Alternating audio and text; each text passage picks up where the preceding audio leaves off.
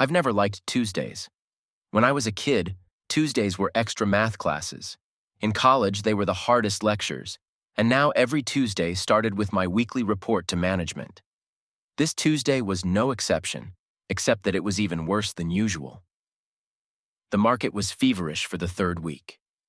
I sat at my desk, staring at a monitor where the red numbers of falling quotes looked like the cardiogram of a dying patient. My clients were losing money, and my commissions were melting with them. The tie Evie had given me last Christmas felt like a necktie. I loosened the knot and took a sip of already cooled coffee from my favorite ceramic mug, another gift from my wife, this time from our trip to Seattle. Holbrook, check in with me in 5 minutes. The supervisor's voice on the intercom sounded in a tone that didn't bode well. I rubbed my temples and looked at the picture on the desk. Evie and I on the beach in Malibu, both of us smiling, happy, and carefree. That was 2 years ago, when the market was booming, and my wife hadn't yet become a regional TV star.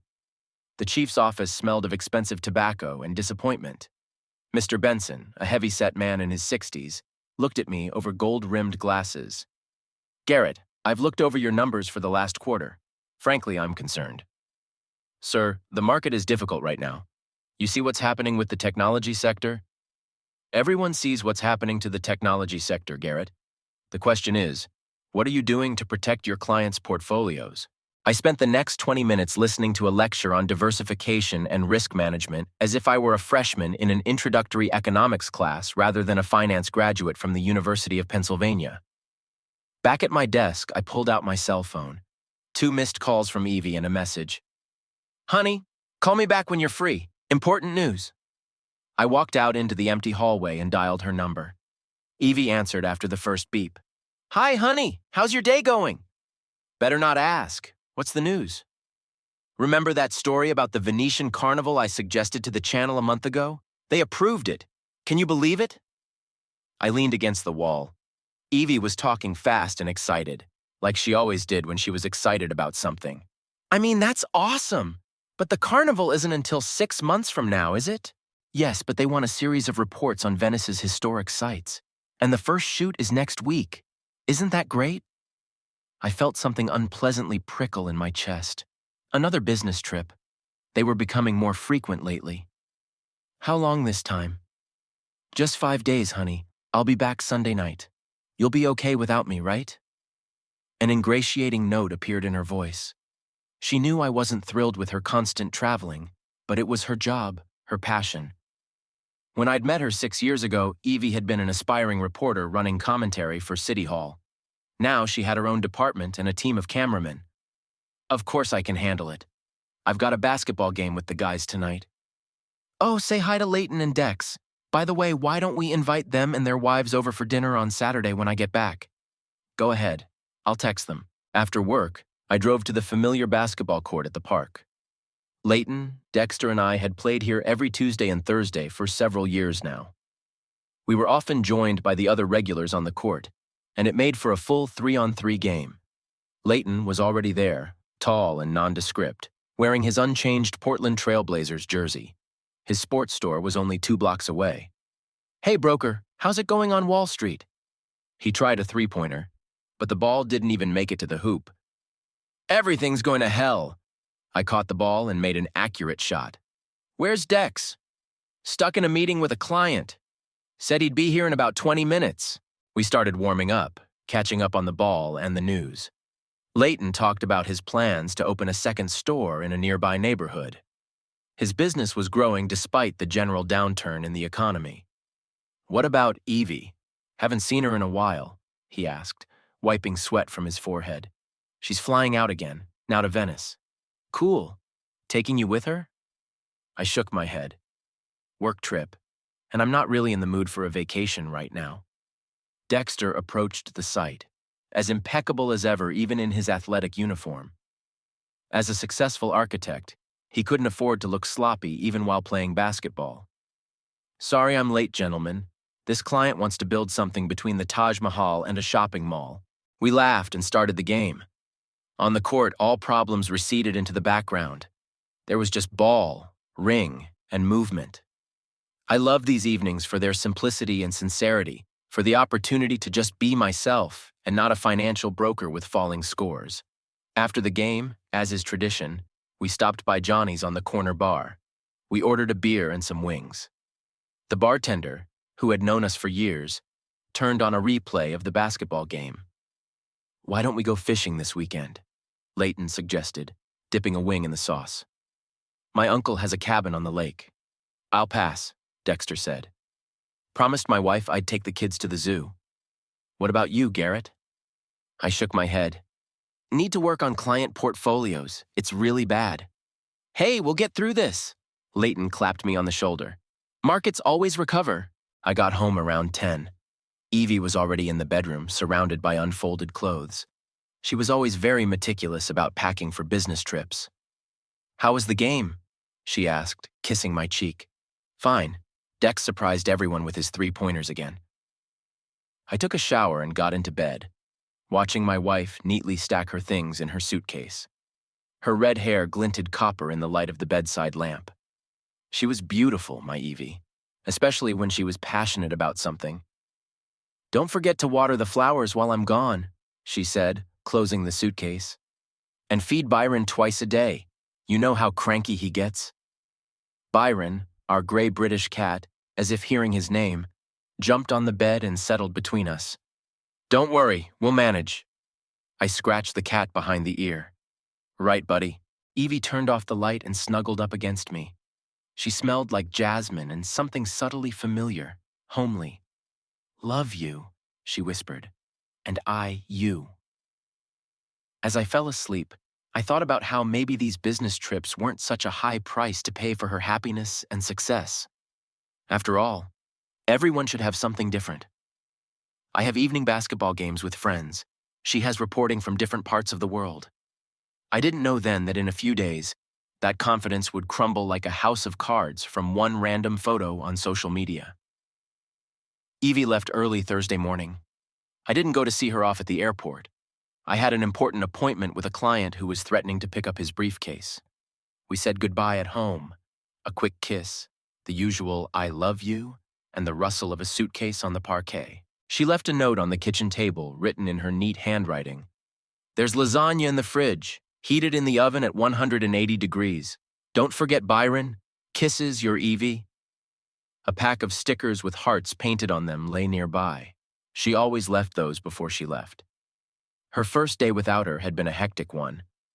A meeting with a disgruntled client dragged on for 3 hours, but I managed to convince him not to take all the money, but only to reallocate the investments. A small victory in a sea of defeats.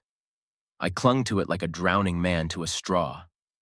Dexter called in the evening, suggesting we go to a new steakhouse. "You need to unwind, buddy, and I need to show you my new project. You won't believe what they want to build downtown." I declined, citing fatigue. In fact, I just wanted to be alone. I ordered Chinese food, forgetting about the lasagna in the fridge, and settled down in front of the TV. Byron meowed demandingly, reminding me of the second feeding. Yeah, coming." I poured the food into his stainless steel bowl. Evie had insisted on buying special dishes for the cat, claiming plastic could cause allergies. "You're spoiled, aren't you?" On Friday, I worked from home. After yesterday's win with a client, the mood was a little better, and the numbers on the screen didn't seem so threatening. Evie texted, "Everything is great. The weather is wonderful. The material being collected is awesome. Miss you." I smiled and sent back, "Byron and I miss you too. Be careful." In the evening, we played basketball again. This time, Leighton brought his little brother Josh, who turned out to be a surprisingly agile player. After the game, sitting on the bench and cooling off, I was flipping through my social media feed. "Hey, look who I met in Soho last week." Josh was showing pictures on his phone. We passed the device around, commenting on his encounter with some rock star. Turning back to my phone, I machine flipped through the feed further. Pictures of friends, advertisements, news, and suddenly, a familiar face. Olivia Westbrook, Evie's coworker, had posted a series of photos with the caption, "Working in sunny Venice." I enlarged the first photo. A group of journalists in front of the canal, all with glasses of Prosecco in their hands. Evie is standing at the edge, wearing the very blue dress I gave her for her birthday. Next to her is a tall man in a light linen suit, his arm around her waist. They're laughing about something, too close together for mere coworkers. The next photo is a panorama of Venice at sunset. Then another group photo. But now I notice details I didn't see right away. The same man, now standing behind Evie, his fingers subtly touching her shoulder. And it's not like a casual touch. Her heart beat faster. Her throat is dry. "Hey Garrett, are you okay?" Leighton's voice brought me back to reality. "You look like you've seen a ghost." "Yeah, no, I'm fine." I tucked my phone into my pocket. "Just tired." At home, I pulled out my phone again. The pictures were still there, hadn't disappeared, hadn't turned out to be a play of imagination. I zoomed in on each one, scrutinized the details, studied the man's face, the handsome, confident face of a successful man, his expensive suit, his watch, his careless smile. Byron jumped on my lap, demanding attention. I absent-mindedly stroked him, continuing to look at the pictures. "What do you think, buddy? Am I losing my mind?" The cat purred and rubbed his head against my hand. All night I tossed and turned in bed. The sheets smelled like her perfume, and that smell, usually soothing, was now unsettling. I thought back to the last few months. The increased business trips, the late calls she'd taken in the other room, new jewelry, which she attributed to gifts from the TV station for successful projects. At 3 a.m, I couldn't stand it and texted Evie, "How's the shoot going? When do you finish today?" The answer came surprisingly quickly. "Just finished, honey. Very tired. Going out to dinner with the band. Kisses." The band. With the group or with him? I opened the picture again. Linen suit, arm around his waist, confident smile. Who is he? Why had she never mentioned him? Saturday morning, I stood under a hot shower for a long time, trying to wash away troubling thoughts. In the kitchen, I found the lasagna untouched. I hadn't touched it in 2 days. Byron tangled under my feet while I made coffee. I poured his food, noting that there were only 3 bags left. I'd have to buy more. Evie always kept track of it. Evie. I pulled out my phone, checking her social media. Nothing new. I flipped through old photos, our vacations together, home evenings, vacations with friends. When did things change? Where had I missed the moment when she'd started to drift away?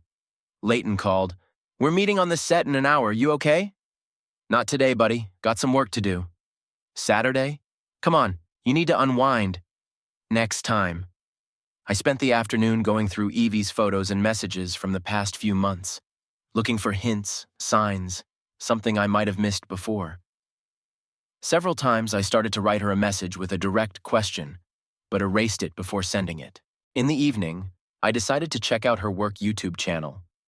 I scrolled through some recent reports. One of them showed the same man standing off to the side, behind the camera, discussing something with other members of the team. There were no names in the video description, except Evi's name as the anchor of the report. The phone vibrated. A message from her. "Can you believe we're filming the carnival masks tomorrow? The master has agreed to show the process of creation. It's going to be amazing stuff." I stared at the screen, at those enthusiastic words and exclamation points. They used to make me smile. Her enthusiasm had always been infectious. Now, every word seemed fake. Byron jumped onto the table, catching the cup of unfinished coffee with his paw. The dark liquid spread across the table, dripping onto the floor. I watched the brown drops fall to the parquet and thought about how one random photo could change everything. One moment, one touch caught by the camera, and the world that seemed so solid begins to crumble. In the bathroom, I caught my reflection in the mirror. A droopy face, circles under my eyes, a crease between my eyebrows that wasn't there before. "You're paranoid," I said to my reflection. "It's just a work trip, just a picture, just a coincidence." But the doubt had already penetrated too deeply. The next day, I called Dexter. "You know that place that serves great steaks? Why don't we meet tonight?" Evie was due back late Sunday night. I spent the entire day in a sort of feverish state, moving furniture around, dusting in places no one ever looks, vacuuming the living room twice. Byron followed at my heels, obviously concerned by my strange behavior. At 7 p.m., I drove to the airport. I stopped at a flower store on the way. I'd gotten into the habit of greeting her with a bouquet early in our relationship. The clerk, an elderly woman with kind eyes, helped me choose white peonies. "For your wife?" she asked, wrapping the bouquet in craft paper. "Yes," I tried to smile.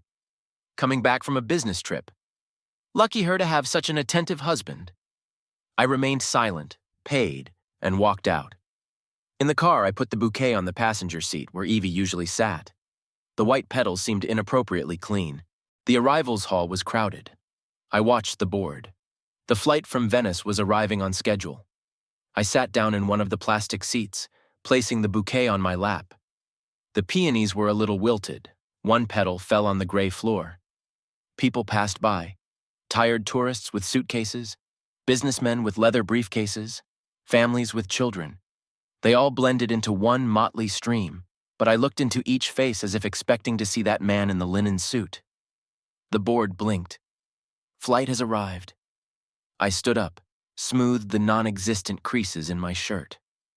20 minutes later, Evie appeared in the doorway, tired but radiant.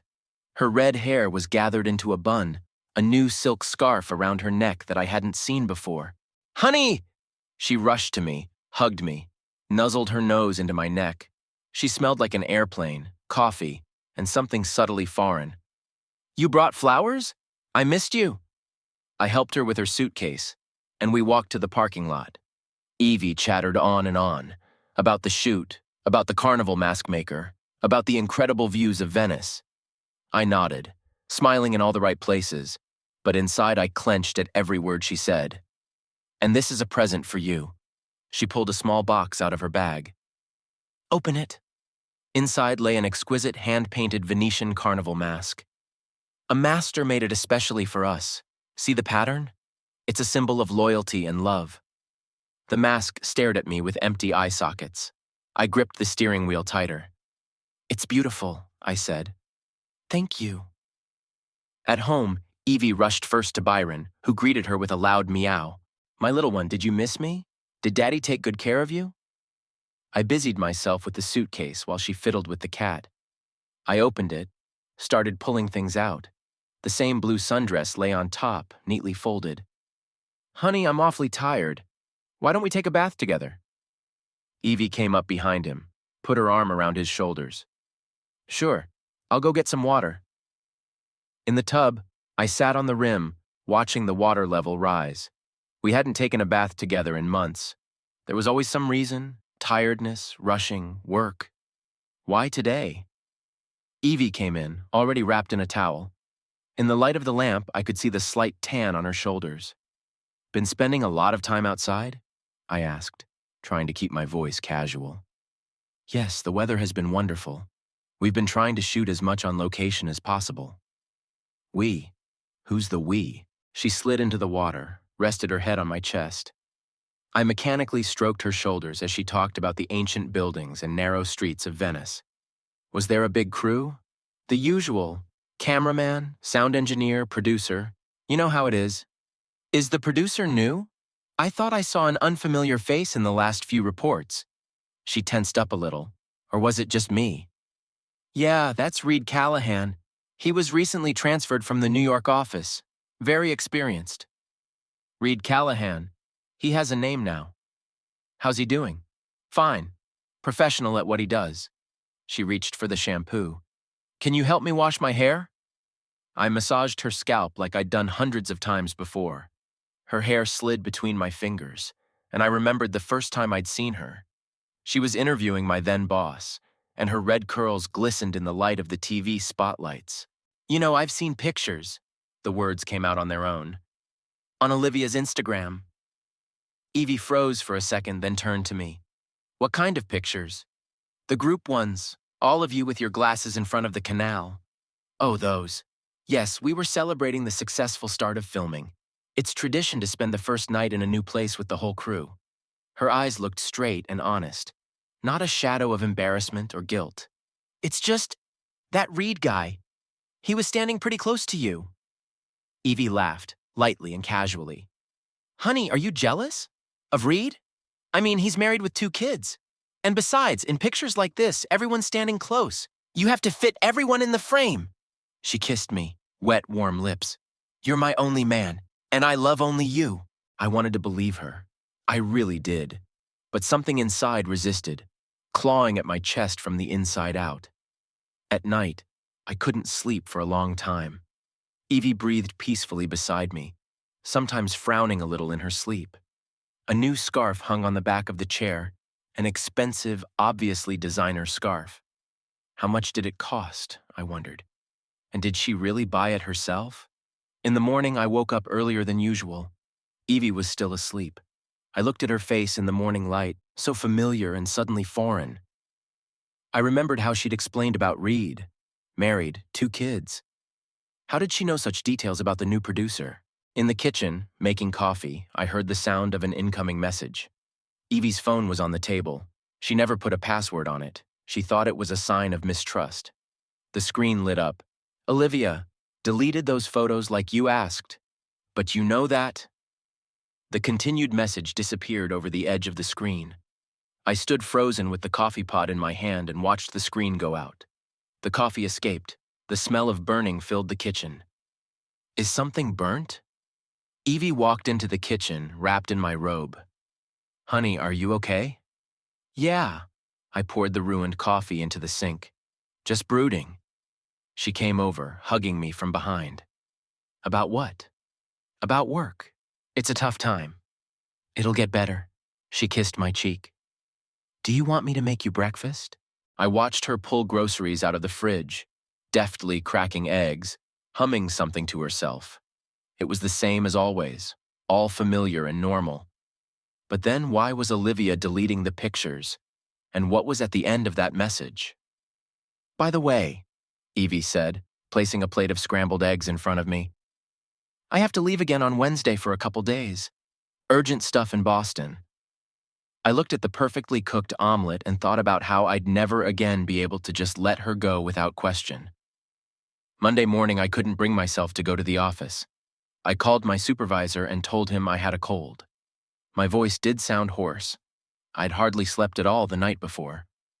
Evie left for work early, kissing me and leaving a glass of water and a packet of antipyretics on the nightstand. I lay in bed and looked up at the ceiling. There was a crack, a thin, barely visible crack, like a branching river on a map. I hadn't noticed it before. Now I couldn't take my eyes off it, tracing every branch, every curve. How many other things had I not noticed? Byron jumped onto the bed, stomped on the blanket, and settled on my chest. His purr echoed with vibrations throughout his body. What do you think, buddy? Maybe I'm going crazy? The phone vibrated. A message from Dexter. How are you?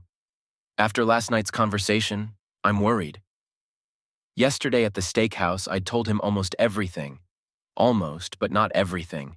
I couldn't say my worst suspicions out loud. Dexter listened intently, sometimes frowning, but mostly silent. Then he said, You know, sometimes we see what we're afraid of, even if it's not there. I'm fine, I texted back. Just a cold. I got out of bed, wandered into the kitchen. In the sink was the coffee cup Evie had drunk that morning. There was a trace of lipstick on the edge of it, a pale pink, barely visible. I ran my finger over it, smearing it on the porcelain. I opened the refrigerator and there was fresh lasagna. Evie had made it last night, humming some unfamiliar tune. Learned it from Italian cooks, she said when I asked about the recipe. She'd never made lasagna before. The phone vibrated again. This time it was Leighton. Playing tonight? Josh is bringing his buddy. It'll be a full team. Can't. Sick. Hey, you've been kind of weird lately. Everything okay? I'm fine, just a cold though. I turned on the TV, flipped through the channels, and stopped at the one where Evie worked. Her report from last week was on now. She was standing in front of a Venetian canal, talking about the preparations for the carnival. The wind was playing with her hair, and she was tucking a stray strand behind her ear, a gesture I always found fascinating. The camera flickered for a second, showing part of the crew. There, in the corner of the frame, him again. Reed Callahan, writing something down in his notebook, occasionally glancing up at Evie. Professional producer's eye or something more? I paused the tape, zoomed in. Grainy, fuzzy, but his posture, the tilt of his head, everything spoke of attention beyond a working relationship. Or am I seeing signs everywhere already? The doorbell rang, the grocery delivery Evie had ordered. Unpacking the bags, I found a bottle of Prosecco. "You'll love it," she wrote in the message. "It's a special vintage. Locals recommended it." Local. Or did he? By late afternoon, the headache started. Real, not fake. I took one of the pills Evie had left and lay down on the couch. There was a movie on TV, but I wasn't following the plot. My thoughts were jumbled, jumping from one thing to another. I remembered how I'd met Evie. It was a press conference about the merger of two large companies. She was such a young, inexperienced reporter, nervous to ask questions. And then after the conference, she spilled coffee on me. She was apologizing, blushing. I asked her out to dinner, just for fun, on a sudden impulse. My phone rang, a message from her. "How are you, honey? Did you take your temperature?" "Fine, I'm resting. I'm gonna be late today. We're doing a story for the broadcast. Don't miss me." We're preparing a story. With him? Something in my stomach clenched. I imagined the two of them in the editing room, the dim light, the closeness, the occasional touch. I jumped up from the couch, started walking around the apartment. Byron followed me, meowing anxiously. On the mantelpiece were our photos, the whole history of our relationship in snapshots. Here we were at the beach, wet and happy. There in the mountains, Evie in my jacket, drowning in it. Here's at a friend's wedding, her catching the bride's bouquet and laughing. I took the last picture, taken just a couple months ago at Dexter's birthday party. We're standing in an embrace, but now I noticed something I hadn't seen before, the slight detachment in her posture, the way she's leaning away from me a little. The front door clicked. The Evie had returned. I hastily put the picture back where it belonged. "Honey, how are you feeling?" She walked over, placing a cool palm on my forehead. "Not hot, I guess." She smelled like a fall evening in someone else's perfume. Or was it just me? "That's better already. How was your day?" "Crazy. Can you believe the material from Venice has to be redone? The producer thinks more historical references are needed." Producer. She didn't call him by name. "How long will it take to redo?" "Might have to stay late tomorrow. And the day after tomorrow, too. We have to finish everything before Boston." I watched her take off her shoes, unravel her hair, stretch. All the same familiar movements, but now each one raised questions. "Are you hungry? I can heat up some lasagna?" "No, I already ate." She walked into the kitchen, rattling dishes. I could hear her humming, the same tune she'd hummed yesterday. Italian. "By the way," her voice sounded a little too casual, "can you look at my phone? There seems to be something wrong with the settings. Notifications aren't coming through." I picked up her phone. I opened the settings. Everything was working fine. I logged into Messenger. The last dialogue with Olivia was empty. All messages deleted. "Everything seems fine," I said, handing the phone back. "That's weird." "Well, maybe it got better on its own." She smiled. The same smile I'd fallen in love with 6 years ago. But now that smile only caused pain. At night, I couldn't sleep again. Evie breathed quietly beside me, sometimes mumbling something in her sleep. Once I thought she said someone's name, but I couldn't make it out. I looked out the window, where the city lights were blurring in the night fog. Somewhere out there, in that shimmering haze, was the truth, but I wasn't sure I wanted to know it anymore. On Tuesday, I went back to work. I sat at my desk, looking at the graphs and numbers, but they blurred before my eyes. Time stretched interminably slow. Every 15 minutes I checked my phone to see if there were any messages from Evie, if Olivia had posted any new photos, if anything had popped up on the channel's work social media accounts. "Holbrook, are you sure you're okay?" The chief's voice snapped me out of my daze. "You look lousy." "Yes, sir, just didn't get much sleep." He shook his head and placed another file folder on my desk. I stared at it, not sure what to do with it. Taking a pen, I started signing some papers. The handwriting seemed foreign, as if someone else had written it. At lunchtime, Leighton called. "Hey, how about dinner tonight? You, me, and Dex, we have a conversation." "What kind of talk?" "Just talk, as friends." They're worried. Dexter must have told him about our conversation at the steakhouse. Not tonight. Evie promised to cook something special. It was a lie. Evie texted that she'd be late at work again. Montage is dragging on, honey. Don't wait up for dinner. After work, I took a circuitous route home, past the TV center. I parked across the street, staring at the lighted windows of the building. Which one is she in now? With whom? At one point, I thought I saw her silhouette in one of the second-floor windows.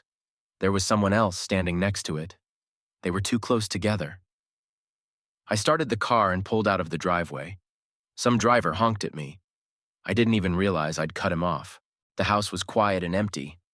Byron greeted me with a demanding meow, his bowl empty. Evie usually fed him when she came home for lunch, so she hadn't come today. I poured the food in, watching the cat eat greedily. The morning paper was on the table. Evie always bought the paper version, said she loved the rustle of the pages. On the front page was an article about some political scandal. Her article was on page 12, a report on the Venetian Carnival. Below the text was a picture of Evie interviewing a mask maker. And in the background, almost invisible, was him, Reed, looking at her with an unreadable expression, crumpled up the paper, threw it in the trash, opened the fridge. The lasagna was still there. I didn't feel like eating. Instead, he pulled out the bottle of whiskey Dexter had given him for his last birthday, poured it down 2 fingers, drank it in one gulp. The alcohol burned his throat. His phone vibrated, a message from Evie. "You have no idea what kind of day we've had today. So much material we can barely get through it. I'll be late, don't wait up." I stared at those words until they began to blur in front of my eyes. I typed back, "Where are you now?" But I didn't send it, erased it. I typed, "Who are you with?" Erased again. Finally just said, "Okay." Poured another whiskey. Turned on the TV. There was a news program on Evie's channel. Another anchorwoman was talking about the weather. I remembered how Evie practiced at home, standing in front of the mirror, practicing her intonations and gestures. How I'd helped her learn the lyrics. How I'd held an umbrella over her during her first street reports. How proud I'd been of every success she'd had. I picked up my phone, opened the gallery, started going through the photos, starting with the oldest ones. Here's our first date. Here she is sleeping on my shoulder on an airplane. Here we are painting the walls in our first apartment. She has paint in her hair and a happy smile. When did everything change? At what point did I lose her? Byron jumped into my lap, demanding attention. I absent-mindedly stroked him as I continued to flip through the photos. The last few months, fewer and fewer pictures of us together. More and more pictures of her from work, from business trips. In many of them now I noticed him, accidentally in the frame, standing aside, but always somewhere near her. There was less and less whiskey in the bottle. My head was buzzing. I dialed Dexter's number, but dropped it after the first ring. What could I tell him? That I was going crazy with jealousy? That I was stalking my own wife? That I was willing to destroy a 6-year marriage over a few photos and vague suspicions? Around midnight, the front door slammed. Evie came in, tired, but somehow uplifted. She smelled of wine. "Honey, are you still awake? What's that you're drinking?" "Keeping you company." I lifted my glass. "Good work?" "Yeah, the material is turning out awesome. Reed, producer, has come up with a whole new approach to telling the story." Reed. The name slipped from her lips so easily, so familiarly. "And what approach is that?" "Oh, it's hard to explain. Professional subtleties." She leaned in to kiss me. "You smell like whiskey. And you smell like Prosecco." She pulled away, frowning. We were celebrating the completion of the montage as a team. It's a common practice. Of course, usual practice. Evie sighed, taking a seat next to me on the couch. "Honey, what's going on with you lately? You seem kind of different." "Different? No, you're the one who's different, Evie." "What do you mean?" There was so much I wanted to say. I wanted to ask about Reed, about the pictures, about the late returns and deleted messages. I wanted to demand the truth. I wanted to scream. I wanted to beg her not to ruin what we had. Instead, he said, "Nothing. I'm just tired, and I had too much to drink." She stroked my cheek, a familiar gesture, but her hand felt cold to me. Shall we go to bed? I have to get up early tomorrow. I still have to finish the carnival material. In the bedroom, I watched her for a long time as she took off her makeup, brushed her hair, put on her silk pajamas. New, cream-colored. She used to sleep in my old t-shirts.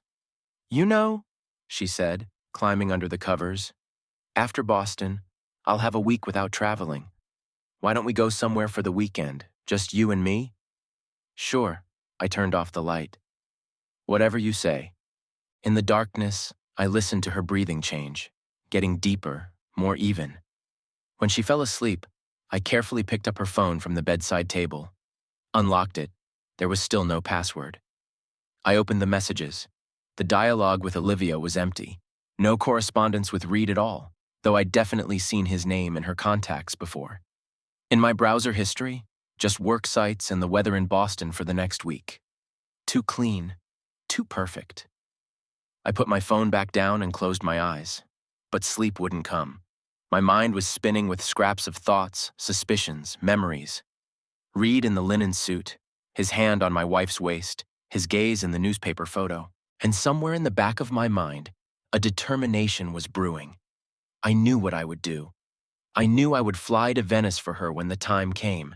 I knew I had to see it with my own eyes, even if it ruined my life. A week went by. Evie came back from Boston, spent the weekend with me. We even drove to the coast, walking on the beach, holding hands, just like the first days we'd met. She was gentle, attentive, caring, maybe a little too much. I looked at her and saw two different women. My Evie, whom I'd known for 6 years, and this new, unfamiliar one, with secrets in her eyes and a password on her phone. Yes, she'd now put a password on it, explaining it was information security requirements at work. Monday morning she said, as if by the way, "Honey, remember what I said about the carnival in Venice? The channel wants to do a big story on it. I'll have to go next week." I spread jam on my toast. My hand shook and the knife slipped, leaving a red stain on the tablecloth. For how long? 5 days. Maybe 6. We need to film not only the carnival itself, but the preparations for it, interviews with the participants. She said something else, but I wasn't listening. One thought pulsed in my head. Venice, Venice again, him again. And who's going with you? All the usual crew? Yeah, all the same. She averted her gaze, took a sip of coffee. You know we work well together. Worked well together. I wondered how well. In the office, I opened the airline's website. Flights to Venice next week. Booked a ticket for the day after she left. Then the hotel. Small, off the tourist trail. My hand shook as I entered credit card details. In the evening, Dexter called. "Garrett, let's meet. We need to talk." About what? You know what about? Leighton's worried too. I mean, we can see what's going on with you. I remained silent, staring out the office window. Downstairs, people were hurrying about their business, little figures, each with their own secrets, their own pain, their own truth. Okay. Where? At our place. In an hour. Our place was Johnny's Bar, where we gathered after basketball. I got there first, ordered a whiskey. The bartender, who'd known us for years, raised an eyebrow in surprise. I usually drank beer. Dexter showed up 15 minutes later, followed by Leighton. They sat on either side of me like escorts. "You look lousy," Leighton said. "Thanks for the compliment." "Garrett." Dexter put a hand on my shoulder. "We're your friends. We can see you're in agony. Tell us everything." I took a sip of whiskey, then another, and started talking. About the pictures on social media, about Reed Callahan, about late returns and deleted messages, about new clothes and new perfume, about how she'd changed, about how I've changed. "So what are you going to do?" Dexter asked when I was done. "I bought a ticket to Venice. I'm going to fly after her." "Dude, that's crazy." Leighton shook his head. "What? You're going to follow your own wife? What am I supposed to do? Sit at home and imagine her?" I couldn't finish the sentence. My throat constricted. "Look," Dexter said quietly and seriously. "If you do this, there's no turning back. Even if you're wrong, even if everything is wrong, you're crossing the line. Are you ready for that? Am I ready? Am I ready to know the truth, whatever it is? I have to know. Then we're with you. Leighton clapped me on the shoulder. Whatever happens. At home, I found Evi at her laptop. She was looking through some photos from Venice. Quickly rolled down the window when I walked in. Work stuff? She explained with a smile. Don't want to reveal all the secrets ahead of time. I leaned over, kissing the top of her head. Her hair smelled like jasmine, the same shampoo she'd used all these years. So familiar, so foreign. Tired? She closed the laptop. Why don't we take a bath together? No, I have more work to do. Clients, reports. She nodded understandingly. I'd been using work as an excuse a lot lately. She didn't insist. Maybe she needed space too. Space to make calls, for messages. I retreated to my office, turned on my computer. I opened Google Maps, started studying a map of Venice. Canals, piazzas, narrow streets. Where would they film? Where would she meet him? Byron jumped on the desk, strode over to the keyboard. A random string of letters appeared on the screen. What do you say, buddy? Am I crazy? The cat meowed and rubbed against my arm. That had always calmed it down before. Now it didn't. The next few days passed like a blur. I went to work, played basketball with my friends, had dinner with Evie, all the usual, all on schedule. But it was empty and cold inside, like someone had turned off the lights. Evie was packing her suitcase, and I watched her put things away, neatly, methodically. New lingerie from the Italian boutique, silk dresses, high-heeled shoes. Why do you need so many outfits for a work trip? I asked, trying to keep my voice sound casual. It's a carnival. You have to match the atmosphere. And then there will be official receptions, interviews with the organizers. She pulled a red dress out of her closet. I'd never seen it before. Is it new? Yes, I bought it the other day. Do you like it? I pictured her in that dress. I pictured her walking through the Venetian square. I pictured him looking at her. It's beautiful. That evening, when she was in the shower, I checked her passport, whether her visa was in order. A hotel card fell out of the passport. Small, elegant, with an ornate logo. I took a picture of the address. The last night before she left, we made love. She was passionate, almost desperate. Or was it just me? Then she lay for a long time with her head on my chest. I felt her breath on my skin and thought about the fact that this might be our last intimacy.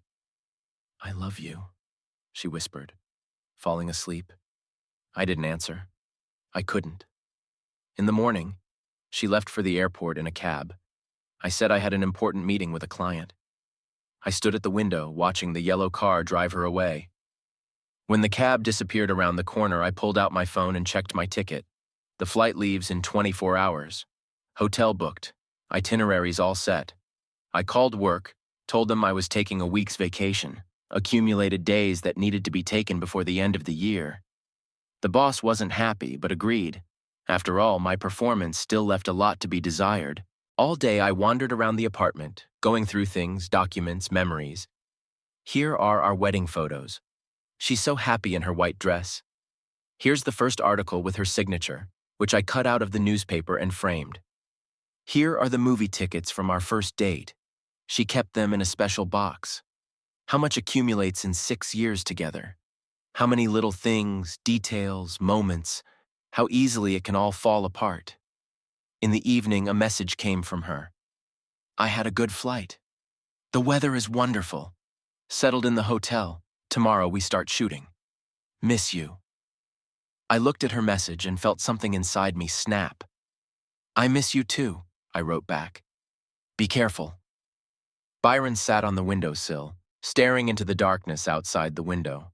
I walked over, petting him. Keep an eye on the house, buddy. I'll be back soon. I hope so. Pulled out my suitcase, small, carry-on. Stowed the essentials, passport. Money, a camera with a long lens, bought especially for this trip. Before going to bed, I stood under the shower for a long time, letting the hot water wash away the tension of the last weeks. In the fogged mirror, my reflection seemed blurred, indistinct, like everything in my life now. Got into bed. Her half of the bed was empty and cold. I turned on my side, buried my face in her pillow. It still held the scent of her perfume. Tomorrow. Tomorrow I would know the truth, whatever it was. The airport was unusually crowded for early morning. I was sitting in the waiting room, mechanically scrolling through the news on my phone when they announced boarding for my flight. My seat was by the window. I had specifically chosen it when booking, thinking that the view of the clouds would help distract me. It didn't. "Excuse me, I believe this is my seat. Row 23, seat A." I looked up. A young woman stood in front of me, short, with short dark hair and big green eyes. She was wearing a loose ochre-colored dress and a worn denim jacket, and she held a sketchbook in her hands. "No, I have a 23rd B." I showed her my boarding pass. "Oh, I'm sorry, so I'm your neighbor." She smiled and sat down next to me. "I'm Scarlett." "Garrett," I nodded, hoping the conversation would end there. But Scarlett was obviously the kind of person who made conversation easily. "To Venice? To the carnival?" She pulled a pencil out of her bag and opened a sketchbook. "Something like that. And you?" "I have an exhibit there. More specifically, I'm participating in a group exhibit of contemporary art, a parallel program to the carnival." She started sketching something quickly in the sketchbook. "I've never been to Venice. They say it's a special place for artists." I watched her pencil glide across the paper, leaving light, almost weightless lines. "What are you drawing?" "People at the airport. I always draw on the road. It helps with anxiety before a flight." She showed me a sketch, a few figures held together by a few precise strokes, an elderly couple holding hands, a mother with a child, a businessman with a laptop. "You're doing well." "Thank you. What do you do?" "I'm a financial broker." "Oh, that sounds serious. And what's a financial broker doing in Venice during Carnival?" I turned back to the window. The airplane was already taxiing onto the runway. "I'm sorry. I didn't mean to be intrusive," Scarlett said quietly. "It's just, you've got that look in your eye, like you're going to a funeral instead of a party." Something in her voice, the genuine concern, the lack of any judgment, made me turn around. "My wife is there. She's a journalist reporting on the carnival." "And you decided to visit her? How romantic." "Not exactly." I paused. The plane lifted off the ground. My stomach did its usual somersault. "She doesn't know I'm coming." "Oh." Scarlett stopped drawing, looked at me carefully. "Surprise?" I grinned bitterly. "You could say that." She didn't question further, just nodded and went back to her sketchbook. For the next 2 hours, we were silent. She painted, I stared out the window. Occasionally, out of the corner of my eye, I noticed her casting brief glances at me. Not curious, more sympathetic. When lunch arrived, she suddenly said, "You know, 2 years ago, I too was flying to follow a loved one." I almost choked on my coffee.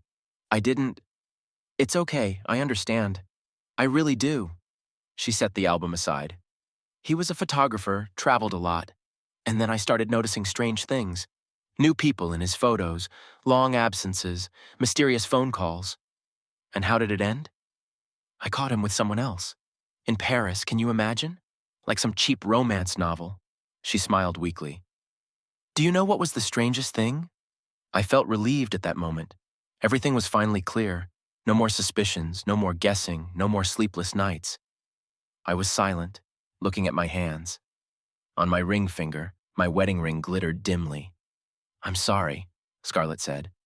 "I don't know why I told you this. I suppose the look in your eyes. It reminded me of me back then." "That's okay. Thank you for understanding." The rest of the flight passed in silence. Scarlett drew clouds outside the window, and I thought about her words. Relief. Would I really be relieved if my suspicions were confirmed? At the Marco Polo airport, we said goodbye. She handed me a leaf from a scrapbook. "Here, this is for you." The drawing was of me, sitting at the window of an airplane with an absent look and a sad half smile. At the bottom, she wrote her phone number. "If you ever want to talk or just have coffee, I'll be in town for the rest of the week." I folded the drawing and tucked it into my pocket. We went our separate ways. She to the cab stand, Me to the water streetcar pier. Venice greeted me with gray skies and drizzling rain. The Vaporetto floated down the Grand Canal, bobbing on the waves. The palaces along the banks seemed ghostly in the misty haze. Tourists on deck took pictures and admired, but I saw only the gray waters of the canal, as murky as my thoughts. At the hotel, I dropped my suitcase and went straight out. I needed to look around, to explore the area. Evie's hotel was a 20-minute walk away. I walked through narrow streets, crossing bridges, checking the map on my phone. The rain had intensified, but I barely noticed it. Near her hotel, I found a small cafe overlooking the canal. I ordered an espresso and sat by the window. The main entrance was clearly visible from here. The time dragged slowly. The waiter offered me more coffee twice. I accepted, unable to taste it. Around 3 in the afternoon, I saw a camera crew. They were coming out of the hotel with cameras and lighting equipment. Evie was wearing a gray raincoat and red boots, and next to her was Reed, in a dark coat, saying something in her ear. She was laughing. I pulled out my camera, but my hands were shaking so badly I had to put it down. A sheet rustled in my pocket, a drawing of Scarlett. I pulled it out, unfolded it. My face on the paper expressed all the pain I was trying to hide. My phone vibrated, a message from Evie. "The weather's terrible, but we found an amazing mask maker. The material is going to be incredible. Miss you." The drawing rustled in my pocket again. I pulled out my phone, finding Scarlett's number. "Where are you staying? Can we actually have coffee?" The answer came a minute later. "Hotel Santa Chiara. It has a cozy cafe on the first floor. I'll be there in an hour if you're free." "I will," I texted, taking one last look at the departing camera crew. "I really need to talk to someone." The cafe at the Hotel Santa Chiara turned out to be small, overlooking one of the side canals. Scarlett was already waiting for me at a table in the corner, an unfolded sketchbook in front of her. She was sketching something quickly, occasionally glancing out the window. "I can't help myself," she said as I sat down at the table. "Every corner here is begging for paper. Have you seen it yet?" I nodded. The waiter brought me an espresso I didn't even remember ordering. "So what now?" "They're filming somewhere around Piazza San Marco. I've been following them from a distance." Scarlett set aside her pencil, looking at me carefully. "Are you sure you want to know that?" "No." I took a sip of coffee. It was too bitter. "But I have to." She began a new sketch, quick, nervous lines folded into the silhouette of a man sitting in a boat. "You know what the hardest thing about Venice is for an artist? The water. It's never the same. Every second, a new hue, a new movement, a new reflection. Just when you think you've caught its essence, it's different." "Like people," I said quietly. "Yes, like people." She looked up from the drawing. "Especially the ones we love." My phone vibrated. A message from Evie. "Can you believe they found a real craftsman who's been making masks for 40 years? Tells such stories." I showed the message to Scarlett. "Does she always write like that? Lots of exclamation points, lots of enthusiasm?" "She used to. The last few months it's been through the roof, like she's trying to make up for something." Scarlett nodded, continuing to draw. "When you try to hide the truth, you often go the other way. I did that too, when I lied to my parents as a teenager." Outside the window, the rain began to fall, small but persistent. The drops drew intricate patterns on the glass. I watched them drip down, merge, disappear. "I have to go," I said, finishing my cooled coffee. "They should finish filming around 6. Be careful." Scarlett handed me her umbrella. "And call me if you need to talk." I wandered through the narrow streets of Venice, hiding under Scarlett's umbrella. It was hand-painted watercolor flowers on a black background. The rain was getting heavier, and tourists were scurrying for shelter in the many cafes and stores. I walked forward, checking the map on my phone. Piazza San Marco greeted me with pigeons and rare passers-by. The film crew was positioned under the arches of the Doge's palace. I noticed lights and cameras. Evie was standing in front of the camera, saying something. She was wearing the same red dress. Reed was standing next to her, holding an umbrella over her. I took cover in one of the arches on the opposite side of the square. I took out my camera, pointed the lens. The rain drummed on Scarlett's umbrella, but I barely noticed it. All my attention was on what was happening in the viewfinder. The shoot was over. Evie was discussing something with the cameraman. Reed stood nearby, still holding the umbrella. Then the cameraman left. It was just the two of them. I took shot after shot. Here she's fixing her hair. Here he touches her shoulder. Here they are talking about something, leaning too close to each other. Here she's laughing with her head tilted back. And then they went somewhere together. I followed, trying to keep my distance. They turned down a narrow alley, then another. I almost lost sight of them, but I could see them walk through an inconspicuous door of some building. My heart was pounding so hard I thought I could hear it through the rain. I approached the building. It was a small hotel, not the one where the movie crew was staying. A different one. Time had stopped. I stood in the rain, not feeling the cold, and stared at that door. How long I stood there, I don't know. Maybe an hour, maybe more. By the time they came out, it was getting dark. Evie was fixing her hair. Reed was buttoning his coat. They weren't holding hands, or hugging. It might have looked like they were just co-workers stopping by to talk about work. But I saw her furtively touch his arm. He leaned over and whispered something in her ear. I picked up the camera. I took a few more pictures, mechanically, like a robot. Click, click, click. They were gone. I was left standing in the rain. Scarlett's umbrella was lying around. I didn't even realize I'd dropped it. The phone in my pocket vibrated. A message from Evie. Tired as hell, but it's been a very productive day. How are you? Miss you. I stared at the screen until it went out. Then I turned it back on. I opened the gallery. Started going through today's photos one by one, each one in detail, as if I were looking for some other explanation, some other truth in them. My feet carried me forward. I walked through the streets of Venice, unable to see where I was going. The rain was getting heavier, but I didn't notice it. My mind was empty, no thoughts, no emotions, only a humming, ringing emptiness. I didn't realize how I'd ended up outside Evie's hotel. I stood across the street, staring at the lighted windows. Her silhouette flashed in one of them. A man's silhouette appeared next to her and put his arm around her shoulders. I pulled out my phone, dialed her number. She answered after the first beep.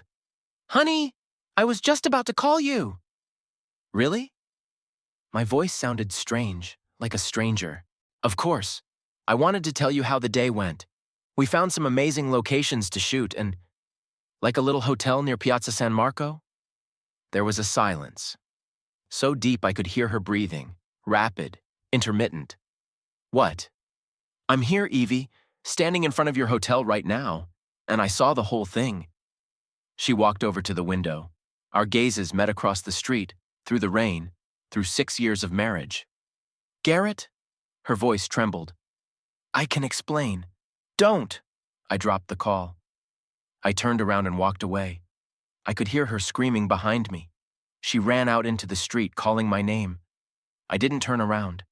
My phone was ringing off the hook with calls and messages. I turned it off. I walked through the dark streets until I was soaked to the skin. At one point, my feet led me to the Hotel Santa Chiara. Scarlett was sitting in the same cafe, drawing by the light of a desk lamp. She looked up when I walked in, wet, broken, devastated. Oh my God, she stood up. Come on, you need to warm up. I let her take me to the bar. She ordered a whiskey, a double. I drank in a gulp, unable to taste it. Do you want to talk about it? I shook my head. There were no words, none at all. Let's just sit then. She pulled out a sketchbook, started drawing. I watched her pencil glide across the paper and thought about how the water in Venetian canals is really never the same. Like the people we love, like the truth we so desperately seek. The morning began with a headache and the pounding of rain on the eaves. I lay in my hotel room staring at the ceiling and tried to remember how I'd gotten here yesterday. I vaguely remembered Scarlett calling me a cab, holding out the key to her umbrella. Keep it, you'll need it more. The phone remained off. I didn't want to know how many missed calls and messages there were. I didn't want to read her explanations, her excuses, her lies. There was a quiet knock on the door.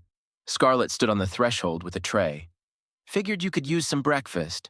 And coffee, lots of coffee. She set the tray on the table by the window. Croissants, orange juice, a large coffee pot. On a small vase, a fresh rose. Do you always take such care of strangers? I tried to smile, but it didn't come out well. Only the ones who look like the world has collapsed. She poured coffee into 2 cups. Besides, we're not exactly strangers anymore. I've seen you in your worst moments. It creates a certain bond, don't you think? I took a cup, inhaling the aroma. Real Italian coffee. Strong, with a slight bitterness. You know what? Scarlett broke off a piece of croissant. I was going to paint Venice at dawn today. Would you like some company? It's raining right now. Oh, there's a lot you don't know about Venice. Everything changes every minute, especially the weather. And indeed, by the time we got outside, the rain had turned to a light drizzle, and a pale sun was peeking through between the clouds. Scarlett led me through narrow streets, over small bridges, past sleeping palazzos. The city was just waking up. The few passers-by, mostly locals, were hurrying about their business. The smell of fresh bread wafted from the bakeries. This way! She turned into a tiny square with a well in the center. Taking out her sketchbook, she settled down on the steps of the old church. I sat next to her, watching her work. Her pencil was quick to pick up details: the pattern on the old door, the play of light on the wet paving stones, the silhouette of a cat on the windowsill. When I found out he was cheating on me, she said suddenly, not taking her eyes off the drawing, I thought I'd never be able to draw. It seemed like all the beauty was gone from the world. But then I realized that beauty doesn't go anywhere. We're the ones who close our eyes to it when it hurts. She handed me a pencil and a blank sheet of paper. Try it. Don't think about technique. Just draw what you see. I hesitantly took the pencil. The last time I drew was probably in high school. But something about this moment, the silence of the waking city, the soft morning light, Scarlett's calm presence disposed me to create. My drawing was inept, almost childlike, but the process was oddly soothing. Concentrating on the lines and shadows, I forgot about the pain for a while. Now come on, I'll show you the real Venice. Scarlett gathered her things. The one you don't see in the tourist brochures? We wandered around the city for a few hours. She showed me a small workshop where an old man made gondolas using a technique that had been passed down in his family for centuries. She led me to a tiny cafe hidden in an alleyway that served the best tiramisu in town. We wandered into an antique store full of amazing pieces, each with a story to tell. See that old man over there? Scarlett nodded at the gray-haired man feeding the pigeons. He's here every morning. They say 40 years ago his fiancée left him for someone else right before the wedding. He never got married, but he comes here every day because this is where they first met. That's a sad story. Yeah, but you know what? He didn't become bitter. He hasn't shut down. Look at the way he smiles at those pigeons, the way he's excited about each new day. Sometimes the most important thing is not what we lose, but how we live with it. By noon, we found ourselves at a small canal-side restaurant. Scarlett ordered seafood pasta and a glass of white wine. Here's to new beginnings, she said, raising her glass. To new beginnings, I echoed. After lunch, she took me to the pier where the gondola stood. An elderly gondolier, clearly an acquaintance of Scarlett's, waved to us in greeting. Giovanni shows the tourists the ceremonial Venice, but he'll show us the real Venice, she explained as she helped me into the boat. We sailed through narrow canals where clotheslines were stretched between houses, where pots of basil stood in small windows, where old women shouted across the canal discussing the latest news. Scarlett painted, sometimes showing me her sketches. Giovanni hummed an old Venetian song softly. I looked at the houses floating by, at the children playing, at the cats napping on the sunny windowsills. You know, Scarlett said without taking her eyes off the album, when I paint water, I always think about how it never stays the same. Every wave is a new story. Every reflection is a new way of looking at the world. Like life? Like life, you can't step into the same water twice. You can't get the past back, but you can learn to swim on. By evening, we found ourselves in Piazza San Marco. It looked very different than it had yesterday, flooded by the setting sun, full of music from the little cafes where the evening lights were already coming on. Would you like some coffee? Scarlett nodded at the famous Café Florian. It's the most expensive cafe in Venice. But what an atmosphere! And then sometimes you have to do something out of the ordinary to feel alive. We sat at a small marble table, drinking coffee from gold-rimmed porcelain cups, listening to live music. Scarlett talked about her exhibition, the paintings she had brought, her hopes and fears.